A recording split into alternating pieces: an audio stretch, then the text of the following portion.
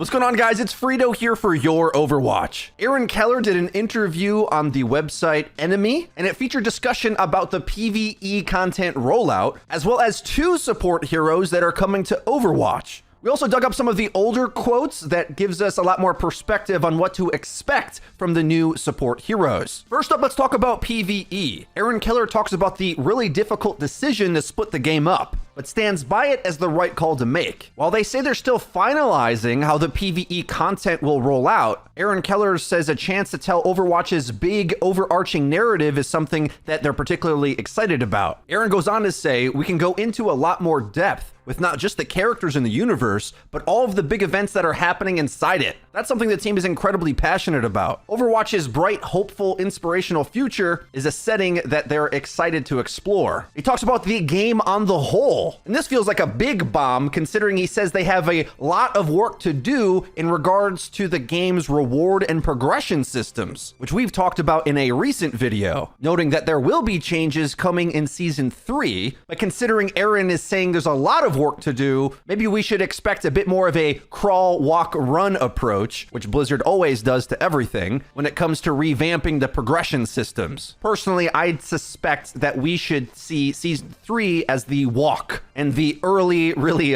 poor challenges and limited progression as the actual crawl of that, which is just as pathetic as it sounds. After that, they talked about how they realized, as if it just dawned on them, that one major balance patch per season wasn't going to be enough for this game. It's kind of amazing that Blizzard is somehow able to know all this information but still plead ignorance like it was going to be surprising. Sometimes I really feel like my intelligence is getting insulted with how they pretend to not know certain things. Specifically talking about Roadhog, he is going to have his damage nerfed, explaining that he's overperforming because other heroes were changed, enabling him to perform well. Was it heroes that were changed, Aaron, or was it more so Kiriko being added to the game? Now, of course, they've known this for months, but they had planned changes to Roadhog that weren't going to be able to work in the patch, so they had to wait to get it in progress, and that's what we're going to be seeing in this next week or two. It was supposed to be in January, and it's rapidly closing on that month, so the deadline has got to be coming up,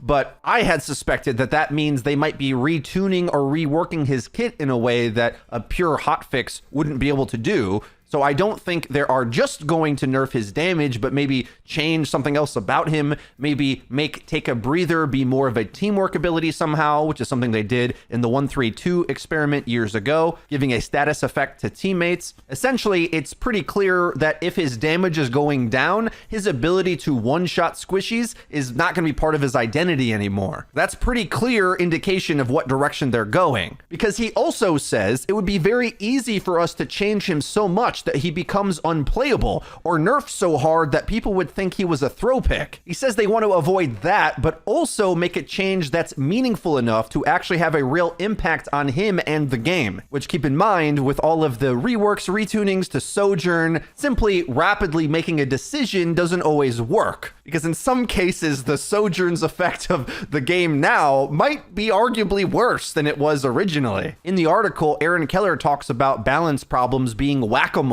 which is definitely true since the game is holistic. Unlike lots of other games, being able to freely pick at will and swap during the game is just a mechanic other games don't have, and I'm going to go as far to say that it is kind of unbalanceable to some degree.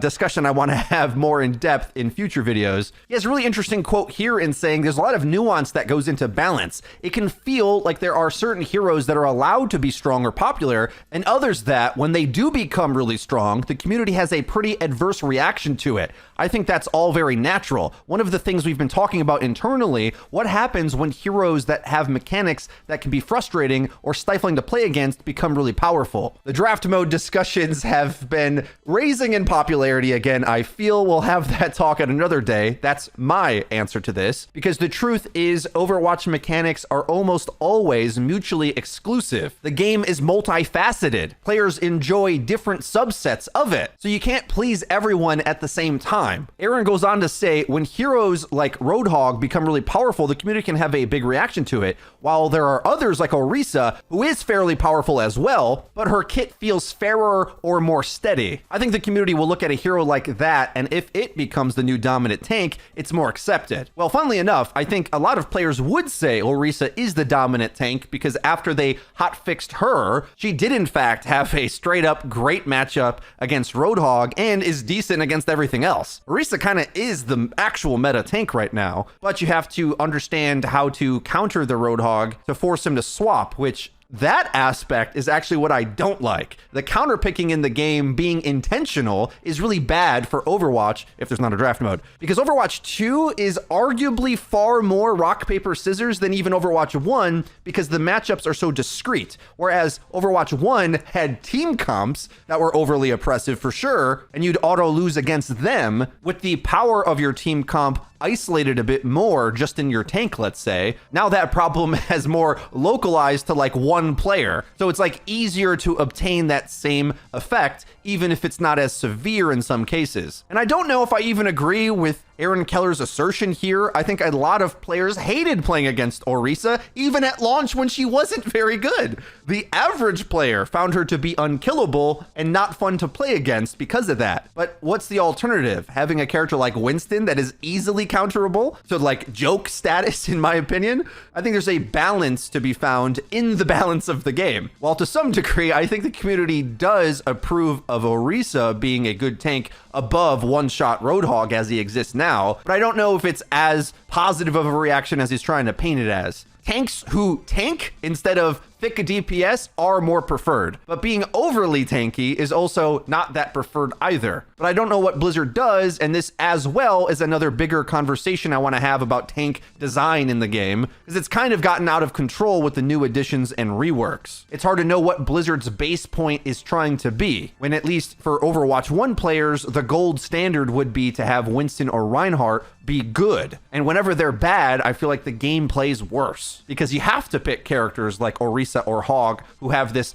over 1,000 effective personal health. Aaron Keller goes on in the article to say that it's something that he's wrestling with, or the whole team is at the moment. He says, quote, "We don't want all of the heroes to feel samey. We don't want the tempo of every fight in the game to feel the same every month, and that they are acutely aware of many of the mechanics that can get pushed too far. There's a push and a pull, a lot of nuance to it, the way we want to do this." A lot more I want to say about this tank topic as well, but there's a few more subjects to go through in the article. Talking about new content coming down the line, there are multiple heroes and a lot of maps planned for 2023, along with a lot more events being added to the game, like Battle for Olympus, which I think we can just call like a skin event, a skin reveal mode. And while a lot of players found it either underwhelming or a cash grab, I think it's a good excuse at least for them to try out new mechanics and make new gameplay. So I look forward to as it progresses over time and improves. For example, I never got too excited over May Yeti Hunt. I didn't think the mode was that good, but there's certain creator workshop modes that are so good that I think if Blizzard had their own Blizzard TM version of, or develop new ones, that the potential is there for Overwatch to really broaden what it gives. Hero Gauntlet being one of my favorite additions to the game of all time. Keller also teases several new and returning game modes, including an entirely new one he's so excited to announce. Wait, an entirely new game mode? Does he mean a arcade mode, or what they would normally call a core game mode? Ones that are going to go in quick play and competitive. That would be interesting, wouldn't it? Usually new modes have their own maps as well though, so that might be one and the same. Looking at other games like Team Fortress 2 or Call of Duty, I think there's a lot of modes they could pull from that would be good ideas for Overwatch. And we might feel a bit better about playing push every other game if it, say, got rotated out for a season or a different new mode came in. That could be pretty cool in Overwatch, to be honest. Especially when it comes to balanced discussions, I think we just severely underplay how important the decisions of the map pool per season is. First of all, a lot of players just want all the maps in all the time. Blizzard wants to limit it so it doesn't feel too overwhelming for players that don't play a lot. I personally care a bit more about something like both Junkertown and Circuit Royale being in the game at the same time,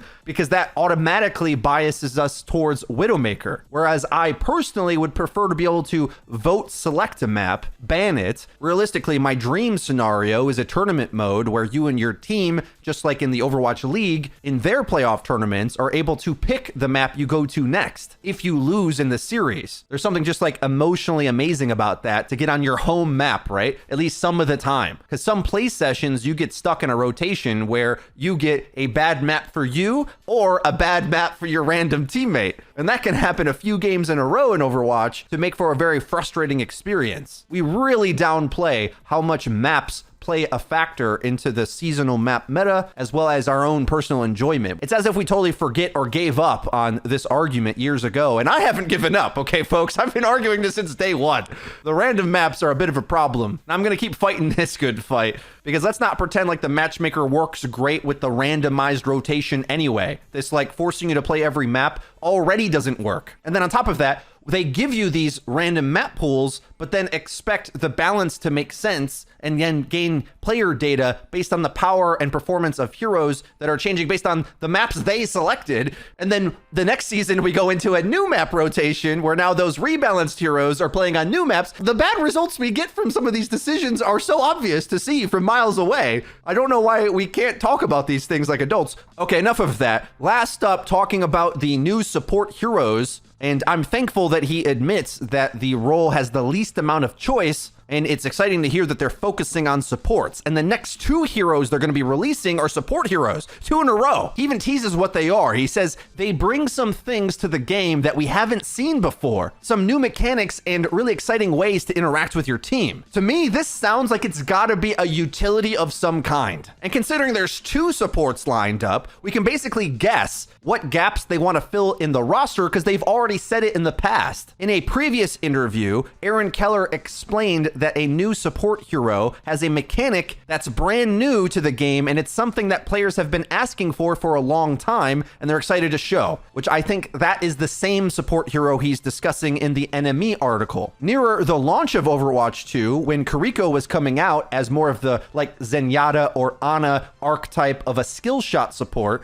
Jeff Goodman said that they're also looking to develop more Mercy style supports, where the skill of the character is more about timing, decisions, movement, and giving things to your team as opposed to you hitting shots yourself. That's my paraphrase, of course, but that's how I would describe it. And since we're getting 2 support heroes, maybe they're both like that, or at least one of them. I'm super excited about this because a thing that I always disliked about Overwatch 1's design is that the damage heroes got so many cool supportive type kits in them. Now, the reason for that is in Overwatch 1, it wasn't originally designed with tank, support, and damage as the roles. It used to be offensive, defensive, support, and tank, and there was no role queue anyway. And at the time, they did consider a hero like Symmetra as a support, where she put down turrets, gave overshield health to her team, yet even though Torbjorn was kind of similar, he wasn't in that category, and it's all been very strange. When you compare to a MOBA game, abilities like a Maywall or a Sombra hack would be support. Now, while in previous interviews, Josh No, who is still at the company, Jeff Goodman is no longer, but I don't know if the person in charge matters too much with this anyway, as once they say something public, it's probably the long arc that they're going anyway. Nevertheless, Jeff No explained that there will always be some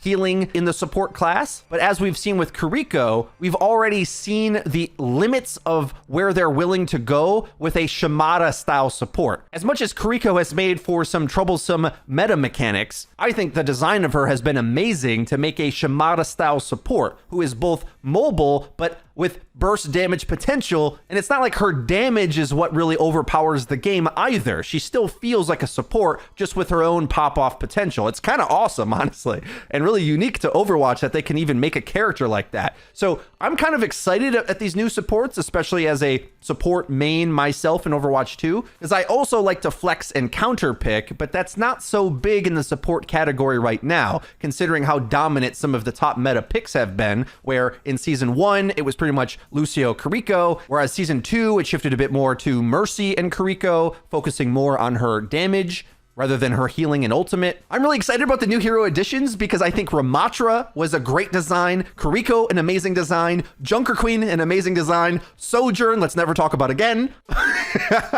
But on the whole, the new content and reworks have been really good. It's like we easily forget the successes they've had so far because the current meta is so bad. But thinking about the Doomfist rework or the Orisa rework, like, there was a lot to be excited about with Overwatch 2. They just dropped the ball with balancing and implementation, but there's an opportunity for them to reclaim that and make it good again. If they do commit to rebalancing, the next balance patch is good and the new heroes are interesting, I'm starting to feel a bit more excited about it because since they're adding new support heroes and they gotta add new mechanics, that means supports have to be getting cool things that are at least interesting or allow you to make plays in different ways. But I'll be honest, with 35 heroes in the game already, it's kind of hard to imagine what the design space even has left when you pull to other shooter games or MOBA games. You gotta think one of the upcoming tank heroes is Mauga, but beyond that, we don't have a lot of clues on what to look forward to next, because they haven't really been too revealing with clues and teasers, etc. I'm curious if the campaign might start to give us some story so we have more information to pull from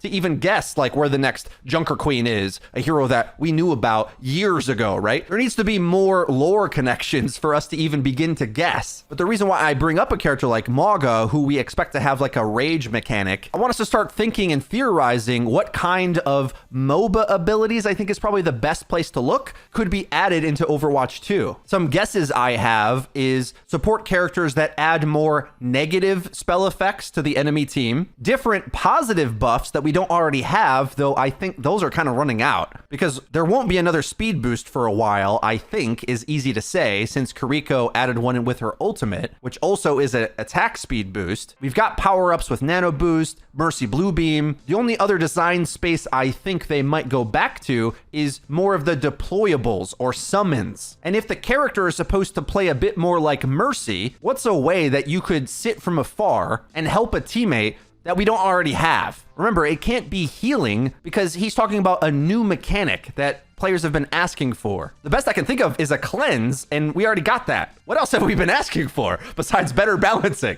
Guys, let me know your best thoughts and guesses in the comment section down below. If you did enjoy this video, please be sure to leave the video with a like, and don't forget to subscribe and click the bell icon to actually get notified when our videos come out. That's been it for me. I've been Frito for your Overwatch. I'll see you guys next time.